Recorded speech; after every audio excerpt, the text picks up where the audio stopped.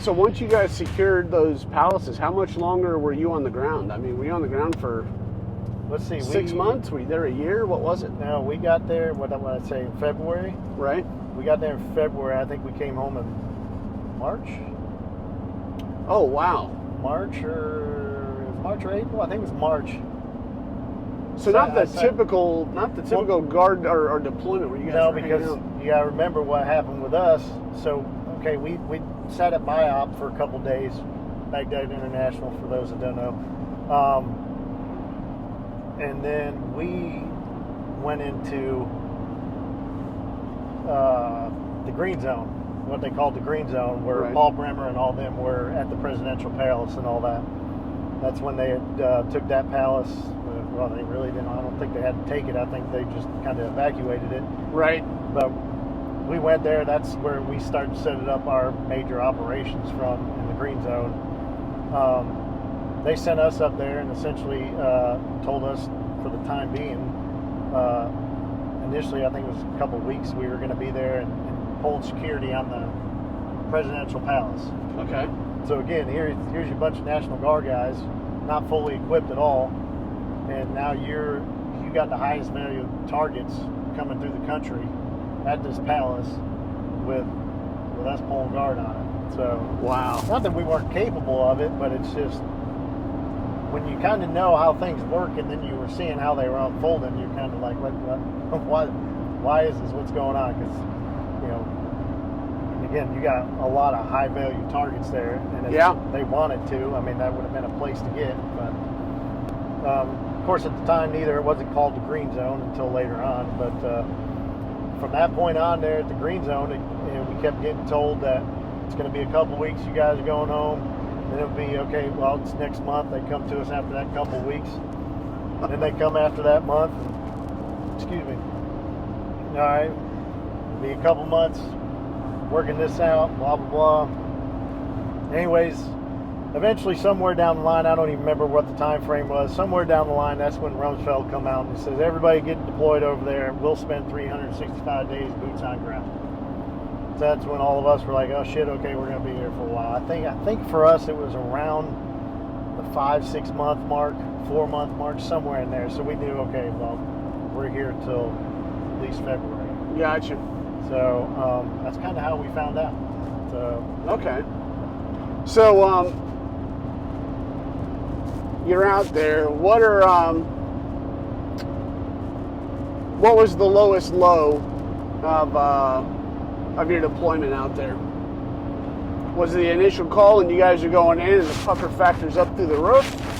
Is it something later on that happens? What's the lowest low you had? I think for me personally, again, just speaking for me, was the mental toll it took on you not really knowing when you were going home. Yeah, that's a damn shame. That's self-inflicted. Yep. Not from you guys, but the brass having their head up their fifth point of contact, and not giving definitive freaking. That was always because again,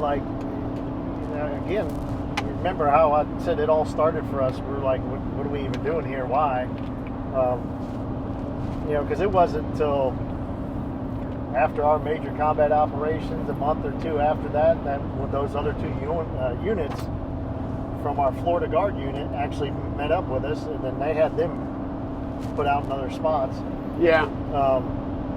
So they didn't even come through and go through the major combat operations with us. We were all a little sour about that because they got CIBs because of us.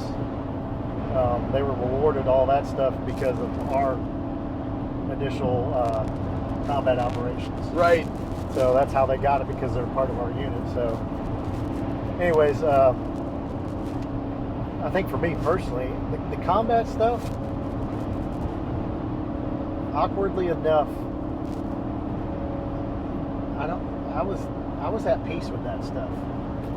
I was one of those, because none of us knew how we were going to react to it when any of it started going down, bullets started flying.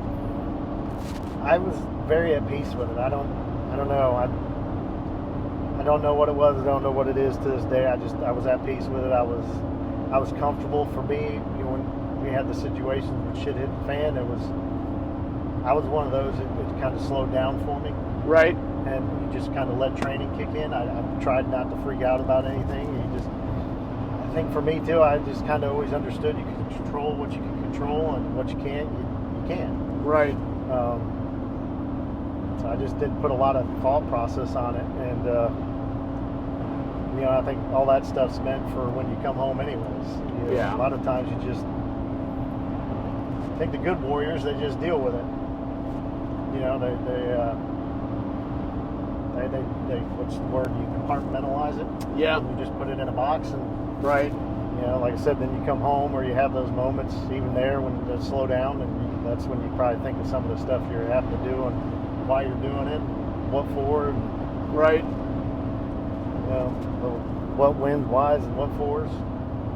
So what was your highest high being out there? I think honestly, I think just being with the guys. Just being with the guys. I loved every moment of that for the most part. Obviously, everything wasn't great, but there was, when you build that camaraderie, the camaraderie in general in the military is nothing like I don't care about sports teams and all that other stuff. It's nothing like you're going to find in the military. Well, then you add that layer of combat. Like, it's one thing to always say, I got your six, when you're training and playing laser tag with each other, in regular training. It's another when real bullets are flying and real shit's hitting the fan, and you're really trusting that guy behind you or in front of you, and I got your 6, and I got your 12, and I got your 3 and your 9.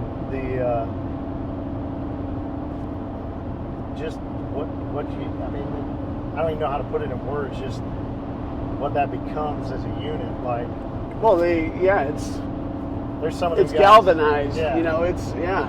There's some of those guys I haven't talked to in probably 20 years, and I could probably see them today, and to this day, I guarantee I would still give my life for those guys. That there's just that's there now. Yeah. And that can never be taken away. So I don't know. Outside of that, probably one of the coolest things I did, we had to do a bunch of stuff and a bunch of little side missions with SF and some Navy SEAL guys occasionally, and one of them, we had a high value target. We had to get back down to Kuwait, and they took 4, 5, 6 of us, something like that, as a security detail. Oh, nice. With I believe this time, I want to say it was SEALs we were with. Super cool. So they picked the 6 of us. We got to go with them. Told us what was going on. High value target. Got to get them back down to Kuwait safely. Blah blah blah. Cool. We're like, all right, great. So get to do something outside the norm, besides rolling downtown or pulling security details out there and doing that stuff. So we got I think it was 4 or 5 civilian vehicles, and rode down to Kuwait doing that, and thankfully nothing happened. But we get to Kuwait, and there was a Hilton. We pulled up in this Hilton, and we're thinking, cool, we're dropping everybody off, we're gonna head back, right? Nope. We get out of the vehicles, and we got to wear civilian clothing the whole time too, which was nice, great for us. So we felt like the SF guys for a couple of days. Yeah. So, and treated us like super well. Great guys. Anyways, so we get down there and thinking, kind of just doing some basic stuff, cleaning up the vehicles and whatnot. Got that done. There was a Starbucks inside there, so we were like, hey guys, can we hit the Starbucks up and get some real coffee? And absolutely. So we come back out. We're thinking we're heading back up the same night. They was like, nah guys, we got a couple days, we're gonna hang out here. We already got your rooms and blah blah blah, so you guys have a night out in the town in Kuwait and stay out of trouble. We're like, wait, hold up, wait a minute. What? So being regular ground pounders, we didn't get treated like that. Oh no. Yeah, we were like the dogs of the pack, and they put the leashes on us all the time, and they're like, yeah, no, you guys can't do that kind of stuff because you don't know how to act. So we got to do that. I think it was a night or two, and So I still got I bought one of the Kuwaiti Starbucks coffee mugs. And Yeah. I still got that from Kuwait. So that's probably one of my prized possessions. So That's not many freaking people awesome. get a coffee mug from Kuwait. But anyways, did that. I think we went to Pizza Hut that night. We all ate pizza and just went and walked somewhere in downtown Kuwait. Did a little bit of shopping and kind of got to breathe for a minute. Feel like a human again. Oh yeah, with everything treated going like on. adults. Yeah. So that was probably one of the high points for me. Outside of just having the guys. People think I'm silly because I'm one of those guys. Like, if you asked me, probably until the day I die or the day I couldn't walk anymore or be effective at it, if you asked me to go over and do it again, I'd probably do it 100 times over. Just to be with the guys. And Yeah. I don't know, there's something about living that kind of life too, where you wake up every day just not knowing. So you try to always be in the moment. Right. And I find it hard nowadays to have gratitude for things, which I know sounds horrible. But I'm with you, dude. But when you're in those situations, it was just, I don't know, it was just enjoyable. It was, as oddly as that sounds, it was comfortable. I think because you didn't have all the weight of just playing adult. Yeah. You didn't have to worry about bills and this and that. I mean, we were just there. It was just the boys and us. And, some gals too. I mean, there's everybody was there. But I mean, yeah, it was just trying to live your best life, I guess, as you could in that situation, and keep everybody alive and keep everybody bring as many home as you could. So yeah. When I was contracted over, going over to Afghanistan. And we get the better end of the deal. We get to do the cool, the fun stuff we get to do, and it was always cool to be able to just relax and do your job. And meanwhile, Mama's at the house taking care of bills and all that, and she's doing the real work. Yep. And it's a lot of times it's. I understand how guys get caught up in that, and that's just a cycle that they get stuck in, and they run their families into the ground. It's, but so when you get home, what does that look like? Here you are, you're living probably on a scale of 1 to 10 as far as adrenaline goes or whatever. You're amped up all the time, I would imagine. Yep. Now it's time to freaking come back to the house. What's your transition like from that? How does that go down? Did you just fly back? What?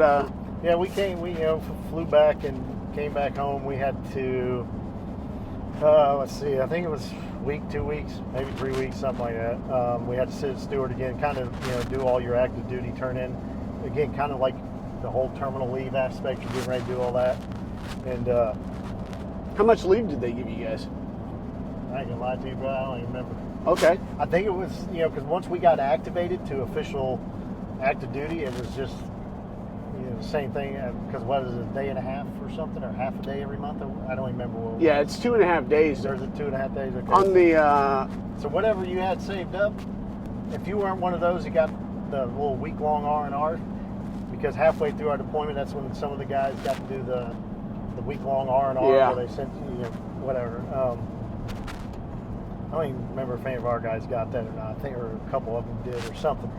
But that was the only way you were using leave. So the rest of us, you cashed it in essentially when you came back. So that's all you guys got was just the rent? Because, I mean, at least within special operations, we end up accruing some extra days that most guys don't normally get. You guys didn't get any bonus days? I forget what it was called. I don't think so, bro. I mean, dang, dude. I don't think we. I mean, I know you were getting stuff like hazard pay and all that jazz, Right. and whatever else they called it, and BAH and all that stuff. Yeah, as far as pay goes. Yeah, I mean, shoot, we had guys coming home. If they didn't have freaking Jody at home spending everything, I shouldn't laugh. That's pretty real for a lot of guys. Yeah, it really was. Unfortunate. Unfortunately, we had some of those guys, and I mean, most of us came home had anywhere from 20, 30, 40, 50K, depending on which rank you were. I mean, had bank accounts just full of money. Yeah, nice. So, because what were you doing? Where are you going to spend it? I mean, eventually towards the middle and end of our deployments, we were able to start getting some, that what it was a $200 cash advance, and they had brought in the makeshift BXs and PXs and all that stuff. Right. And, makeshift like Burger Kings, and because they put all that stuff at the BIOP, so we could make trips to the BIOP occasionally and go do some of that stuff. And right. Just that typical stuff, and buy your nicotine and stuff like that. So, yeah, you got to spend a little bit of money, and some of us got in a bad habit of playing poker for a lot of money, but... So did you, when you come back, are you, like, jumping right back into college? What are you... I tried to. What are you doing? I tried to. When I left, because I was telling you, me and Amanda been dating for like 6 months, I told her... I essentially told her she'd kick rocks if she wanted to. I was like, I don't know what's going on, don't know where we're going, how long we'll be gone. Right. I don't even know if I'll come home. Especially, once, because we were able to make phone calls and stuff before we left Stewart and all that. So once we knew we got that, when we had that period where we got all the shots and whatnot. Right. We knew something was going on. So, at that point I was telling her, I was like, look, if I get it, like we barely know each other and you need to move on. Somewhere through the deployment, through the few times I did get to talk to her, I told her, I said, if you're still there when I get home, I'm going to marry you, whether you want to or not. So, well, she was dumb enough to stick around, so here we are 20 years later. So yeah, she saw something in you. I don't know what. So, but yeah, she stuck around, and so like I said, here we are 20 years later. She probably wonders why sometime, I'm sure. So, but yeah. I said the same thing about my wife. It's like it's been over 30 years, and it's like, holy cow, I think we both married up, So, well, good deal. So whenever you get back, she's there. Yep. She didn't freaking toss you to the side. When do you guys end up getting married?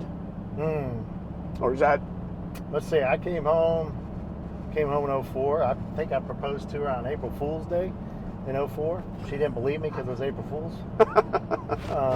She thought I was messing around with her. And then I think we got married in October.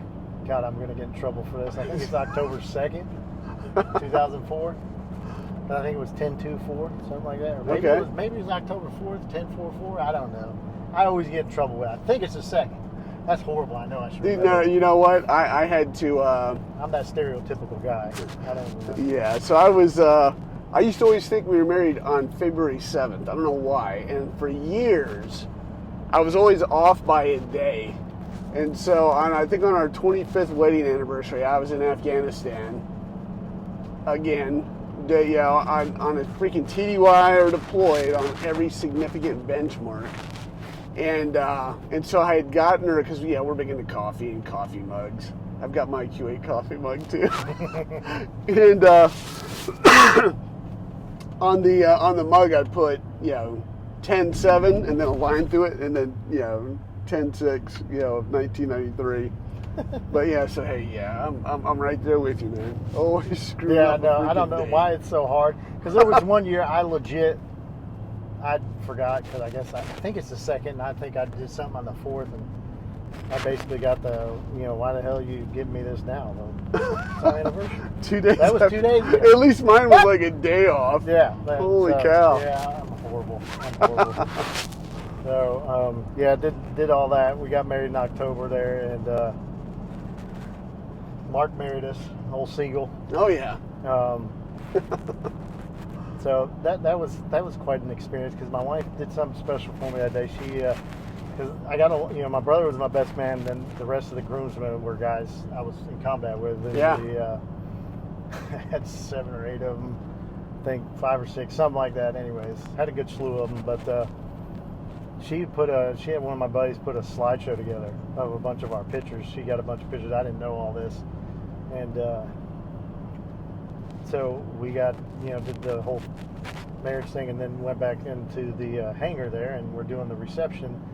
And then she put down the slideshow of all the pictures that she had put in there. And man, all of us dudes, you could just tell, like we didn't have a dry eye between any of us. Wow. And the uniqueness of it, though, was in the moment is, it almost sounds a little gay, but we were lost in the moment amongst each other.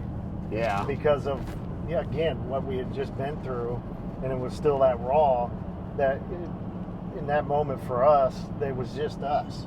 Like everybody, we had a slam-packed room. You know how big the hangar is. Oh, yeah. Slam full, but it was nobody else but us in that moment. Yeah. And then when you kind of come back to, you realize you turn around and there's not a dry eye in the place. So because even Mark said, he goes, you just don't realize that stuff.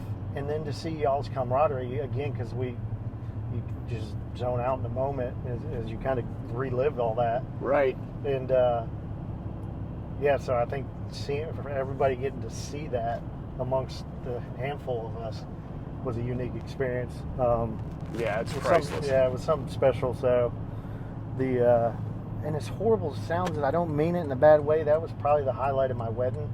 I mean, obviously marrying my wife, but yeah, I mean, to have that moment and for what it just meant, because I mean, we were still freshly just home. I mean, oh yeah, you're not even hadn't even had a year home yet. Yeah. So, I think a lot of us were still, that was still our mindset. We're, for lack of a better term, still living that. Right. So what are you looking at? So you're back, you've gotten married. How much longer are you doing in the Guard before you hang it up? I made it to 2008, and again, that's one of my life regrets because I wanted to keep going with it. The long short of it was I was always a fat kid in the Army with no neck. And I'm sure you remember the TAPE program. Oh, yeah. That was ridiculous. Well, I could always score 280 or higher on my PT test, and that was never good enough. But because I always had the gut, but I had no neck. So anyways, had trouble getting promoted. Finally got to the point where I just got burnt out on it. I had my first sergeant, my platoon sergeant, my platoon leader, all my commanding sergeants and a couple of the officers thought I should have been an E6, at least an E7 at that point in time. Right. I kind of felt the same way, but could never get past E4 because of the whole tape thing. Because especially in the Guard, the COs, I'm sure you remember, they had the opportunity to remove flags if they wanted to. Anyways, came in that day in 2008, told them I was getting out. They asked me what they needed to do to keep me. Told me I was one of their best assets as a soldier, and just looked at him. I said, promote me where I'm supposed to actually be, and I'll stay. Because it was a hard time because we just had Landon in 2006. This is 2008, so he's 2 years old. So there was part of me that I didn't want to give that up because I loved what I did, and it was the one thing in life I felt like I was good at naturally. Right. But then I also always had this fear of another man raising my kids, and that was just something that always kind of bugged me. Right. So I was kind of battling that, but if they would have kind of gave me the opportunity to, which I know some people out there will say, probably should have just lost the weight, but I've always been built like this. Yeah. Like I said, I could always score 280 on a PT test, and the only thing I couldn't do was run fast. I would max push-ups and sit-ups all the time and get up. And anyways, do all that. So I was just like, if you promote me, I'll stay. I'll do my 20. Wouldn't do it. So, that was it. Got out in 2008. So I did my 10-year mark. I think it was just a little over 10 years. And, I got out from there. And then from there, just kind of been a wandering nomad since then, just trying to figure out my purpose and calling in life, because some of us have a hard time letting go of that, especially when it's the intense stuff. I think it becomes such a part of you that it's hard to let go of and to imagine yourself being and doing something else. And there's times I get past that, and then there's times it's like it's just still very embedded in me. Yeah. And to be honest with you, bud, I don't even fully understand why. I don't. I've had 16 years now. What is it? 2008. Yes, so 16 years to really just think about it, try to figure it out. A lot of the times throughout those years, thinking I was healing myself when I wasn't, because I was just compartmentalizing it and then putting it away. Right. And never actually really going through any of the healing process. And the funny thing is, for me, the past year and a half, I've really, maybe 2 years now, I've really started trying to reflect on some of that and to understand that. And it's kind of the conclusion I had to come to. Is like, man, I never, even though I thought I was getting better and things weren't bad per se, but I was just hiding it. Right. I was essentially ignoring it and just putting it away, and moving on.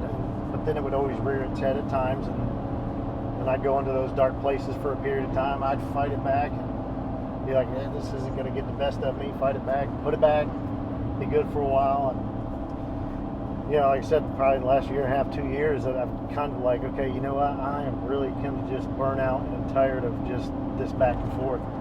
Why am I not actually healing? And that's, I tell my kids all the time, you got to be able to be honest with yourself and look in the mirror and be honest, whether you like the answers or not. And I had to have a time of reflection with that and do that and look in the mirror and say, man, you haven't been healing yourself, brother. Yeah. So and it's like I said, it's just hard because it's hard to let go of that whole thing. I often wonder, so retiring after 30 odd years, and and I rolled into an instructor slot, right around, while I was doing my terminal leave, rolled right into a field skills training slot.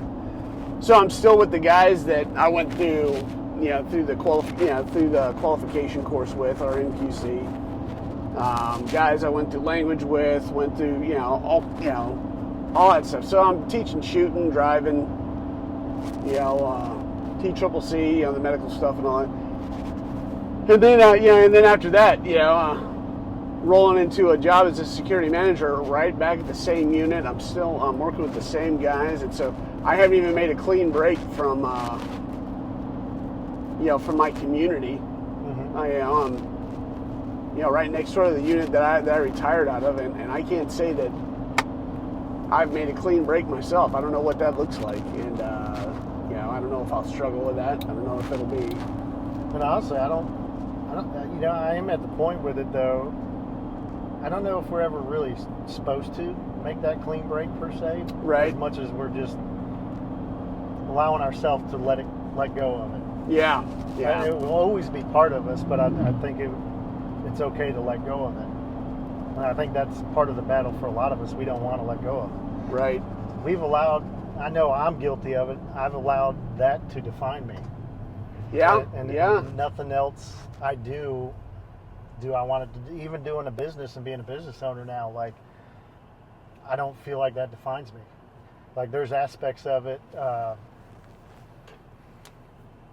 that it's hard by any means. I mean, it's challenging like anything else, but it's still not me. It's like, it's not, I won't allow myself to be defined as a business owner. Right. When people even call me that, like, it's not a big deal to me. I still want to be Erik the Warrior. Yeah. And I don't know if that's just a masculinity thing. Some people, I'm sure, would say that. Like I said, I think there's a lot more to it than just a masculinity thing. I think it's, just the camaraderie from it, just everything. It galvanized a lot of us. Yeah. In a lot of ways, I don't think any of us were prepared for, ready for, or would ever fully understand. And I'm not even one of those guys that did the 3, 4, 5 deployments. Right.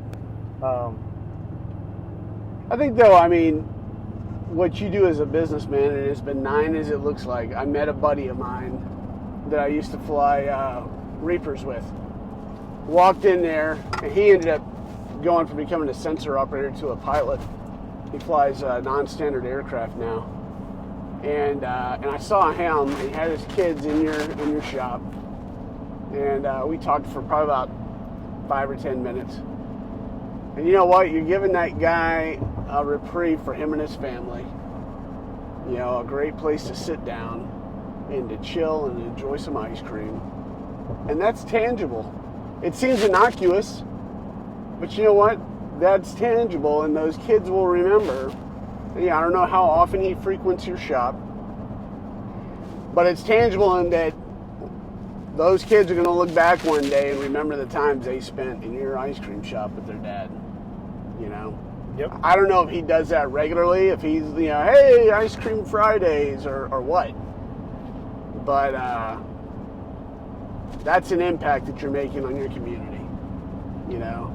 And you're right, it's not combat, it's not the brotherhood, it's not getting beasted together or, you know, all that stuff. It's not as glamorous, but it's just as impactful, you know?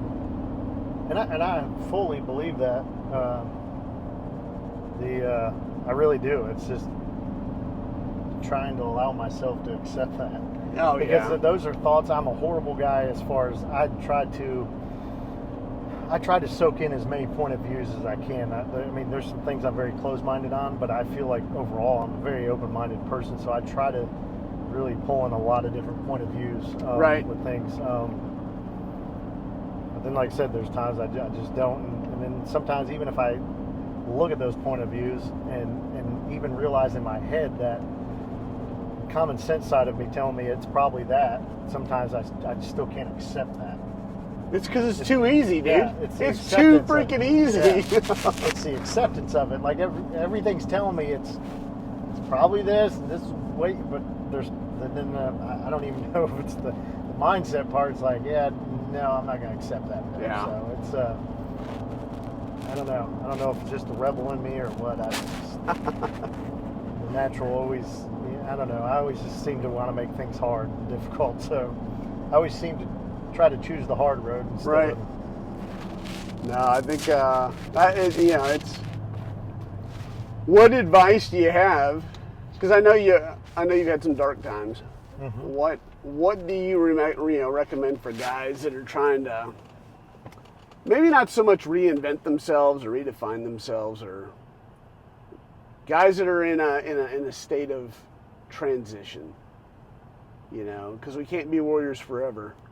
What do you recommend? And even though maybe it hasn't self-actualized, or it hasn't come to fruition what you think it should be, nevertheless, dude, you're here.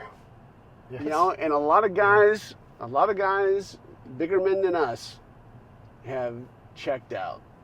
Yeah. And so the fact that we're here, that you're doing what you're doing, that I'm doing what I'm doing, that's tangible. That's important. What are your thoughts on things that guys can do? I kind of thought about this because I kind of figured you'd ask some kind of question along these lines, and I don't know the right answer to this, but I'll just tell you where I'm at right now and what I think, and that goes back to what I was just saying is being able to be honest with yourself, to look in the mirror, and whether you like the answer, whether you don't, whatever it is, if you can be honest with yourself and then start working through it from there, with honest answers to yourself, not the answers, like I said, that you necessarily want to hear sometimes. Right.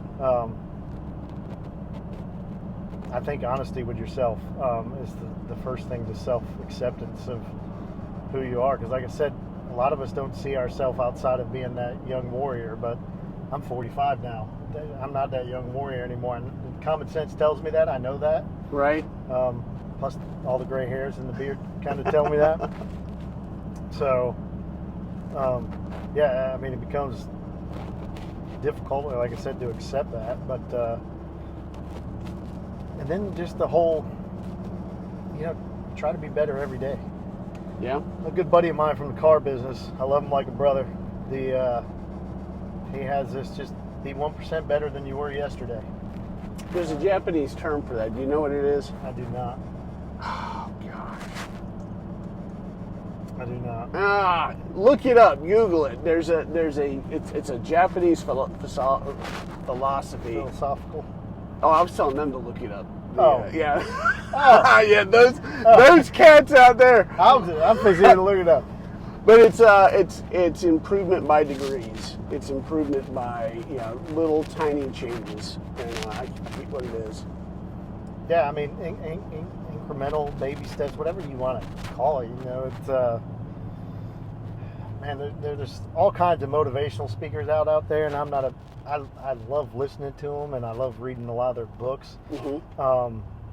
But I'm not a big believer in necessarily motivation as much as I am discipline. Right. And I just think each day you just got to be able to if you can just take one step better than you did yesterday, I think that's an achievement. Some days, obviously, you can take bigger steps and achieve more, whatever it is. Again, whatever your goal or whatever you're trying to do in life, I would also tell you never to sell your soul for the money and whatever you're doing. I've made that mistake along the way, and thinking that if I got enough money and got enough financial freedom per se, and got enough stuff, right, that this would help me cope with a lot of this. Yeah, that's just another full of shit philosophy. So but I've seen a lot of guys do it. I mean, and they get in that mindset. And I'm not saying some of them aren't successful. Shoot, a lot of them probably way more successful than I'll ever be. But I won't never sell my soul or my principles for money, whether I run into it or not. Right. So I guess in saying that, I would say, be grounded within yourself, be honest, and whatever it is journey you're on, just try to be 1% better at it. Whether it's being a better dad that day, a better husband, or. Gotcha. This will be the last question I ask you before we wrap this sucker up. What is your transcendent cause? Because when we served, our transcendent cause was our nation. Mm-hmm. Serving our country was our transcendent cause. It was something bigger than us. What is your, and a lot of times this equates to your purpose. Mm-hmm. What's your transcendent cause now? What's your why statement, if you will, I guess? My why, just to keep it simple, is honestly just my kids and my family. Gotcha. I know it sounds cliche and probably pretty generic. But if it works, who cares?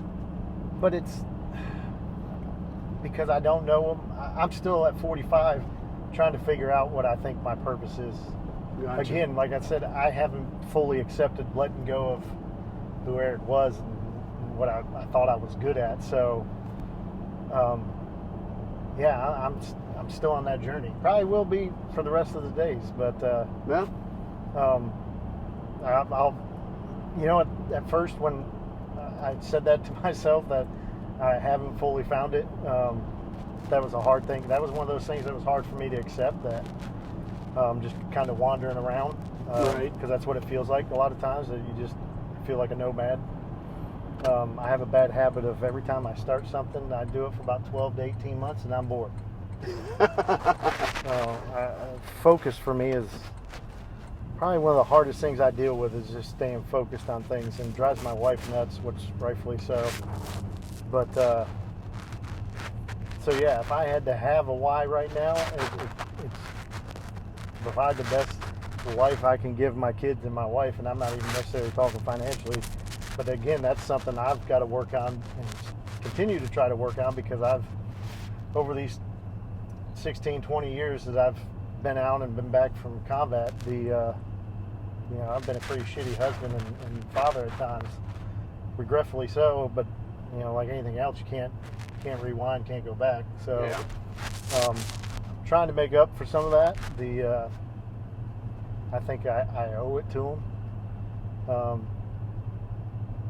And most of the time, just never really been a selfish guy. I play the role sometimes and joke with people. Some people probably think I'm arrogant just because I can play the role well, and I kind of have fun with it. Right. People don't sense sarcasm very well anymore. No. So I tend to roll with it, and people will be like, "Wow, this guy's a dick." But it's just because I can see it, and I just kind of, like I said, I just kind of roll with it and I'll play with it. But that's not me at all. Like, I'm not self-serving at all. I'm just trying to figure it out like most anybody else, really. Right. Like I said, there's just some things I have fun with, but try to make light of things. But yeah. No, that's fair, dude. Hey, thanks for coming on board and doing this podcast with me, man. I have no doubts this episode, there's a lot of something we've got in common, a lot of similar struggles, and there's going to be a lot of people out there that also identify with that as well. So, bro, I definitely appreciate your time on this. I appreciate you having me, bro. Oh, heck yeah. And guys, you got a website, or you got anything that As far as for Tom's, yeah. I mean, we got the Facebook page right now and an Instagram, I guess, if you call that anything. But we are in the process of trying to rebrand. Okay. So that will be coming down the road. We got something we're working with that. Because, the big thing is when we bought this from Tom and Brenda, I'm pretty sure you know Tom, right? Oh, yeah, yeah. Love awesome people. Yeah, love Tom and Brenda to death. All we're trying to do is carry on their legacy and create our own as a family. So we're in the process of trying to make that transition of doing a brand and name change kind of thing, and make it ours now. Yeah. Tom and Brenda had their thing. We're going to carry it on, but just try to do it in our own way now. So. Oh, heck yeah, that's fair. I mean, shoot, they're an awesome couple. Yep. And they started something good, and you picked up the torch, and you got to put your mark on it, man. They did all the hard work. So, They really did. So I just kind of came in and just had to keep doing what they did. So. Right. Well, good deal, man. Well, hey, thanks again. Guys, for those of you that live in the local area, obviously this is more specific to the panhandle of Florida, specifically Crestview. Come in and grab some ice cream, bring your kids in and all that stuff. Say hi to Eric. And, man, thanks for coming in, bro. Thank you. I enjoyed it, man. Yeah, shop local. Shop local. Yeah. Shop small. Yeah. All right, guys. Hey, once again, I want to give a shout out to Woobies, our sponsor. Great shoes, man. I wear them around work all the freaking time. So check out the website, woobies.com. Also, shout out to Operation Tabletop. Basically bringing a community together through tabletop games. Nerd out on all kinds of games. So there might be a couple of dungeon masters out there somewhere, but I mean, hey, dude, if it builds community and you can get out there and sit down and connect over a game, hey, check out Operation Tabletop. And once again, hey, thanks for tuning in. Like, subscribe, and share, or however you want to mix that up, man. And give me some feedback. If I'm knocking out of the park, tell me I'm knocking out of the park. If I suck, tell me, hey, dude, you suck. I'm not going to quit my day job, I promise. So, thanks again, bro, and we'll see you guys later. So, take care and God bless.